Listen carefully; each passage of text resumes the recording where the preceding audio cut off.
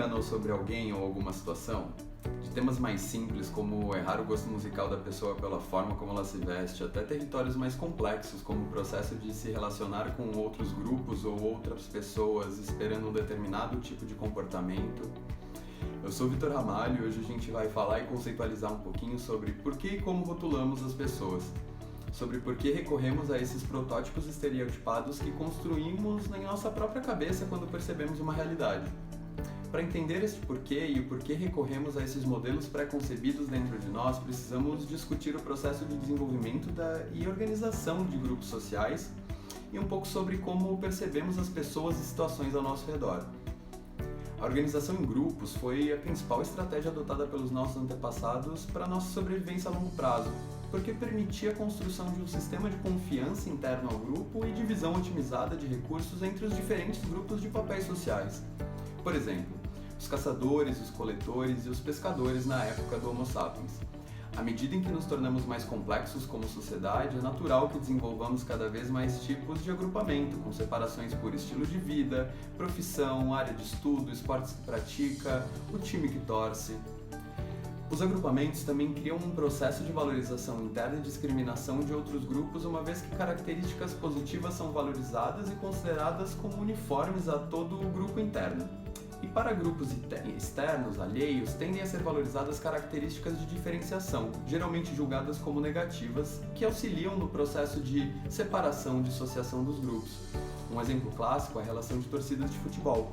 Cada torcida valoriza teu time e acredita que ele é melhor, gerando inclusive e infelizmente embates em alguns encontros de torcidas.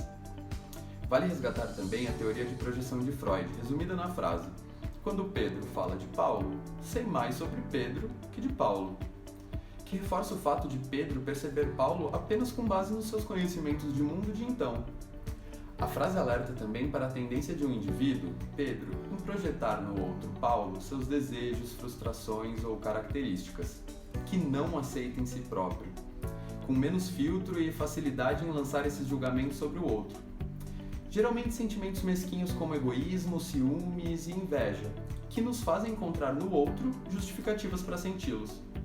Por fim, precisamos ressaltar que nosso cérebro, após todos esses milhares de anos de evolução, tende a simplificar a realidade percebida, criando atalhos mentais que nos fazem, por muitas vezes, e de maneira inconsciente, criar uma opinião ou agir de acordo com os estereótipos criados em nossa mente a partir de nossas experiências anteriores. Existem mais de 200 armadilhas mentais que nos fazem acionar esses atalhos, nos levando a erros de percepção como procurar indícios de reforço de nossas convicções sem questioná-los no outro, acreditar que nosso modelo comportamental é mais comum do que efetivamente é, ou mesmo construir uma percepção completa do comportamento do outro a partir de apenas primeiras impressões. Os estereótipos, então, que nos ajudam em situações simples como atravessar as ruas, compromete nossa percepção em situações complexas. Para nos ajudar a desmembrar situações e enxergá-las atenuando seus vieses e influência de estereótipos, contamos com a ajuda da escala da inferência, uma ferramenta que nos ajuda a desmembrar nossa percepção de alguém ou alguma realidade em 7 passos muito simples, da definição do fato ou estímulo, o que selecionamos do fato para analisar, como geramos suposições, conclusões que se tornam crenças e, por fim, viram ações. Ao questionar cada etapa, é possível ter uma visão mais racional da situação. Portanto, o desafio de hoje é: relembre algum momento em que julgou precipitadamente algum indivíduo ou situação que o levou a tomar uma decisão que descobriu posteriormente estar equivocada.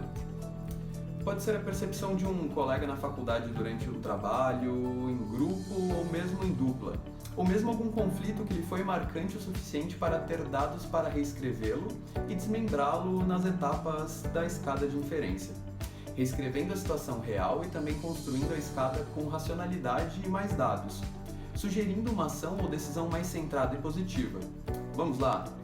Você encontra os documentos necessários, templates e mais conteúdo sobre o tema no seu Classroom e conte com os mentores e embaixadores Bold caso tenha alguma dúvida para cumprir o desafio.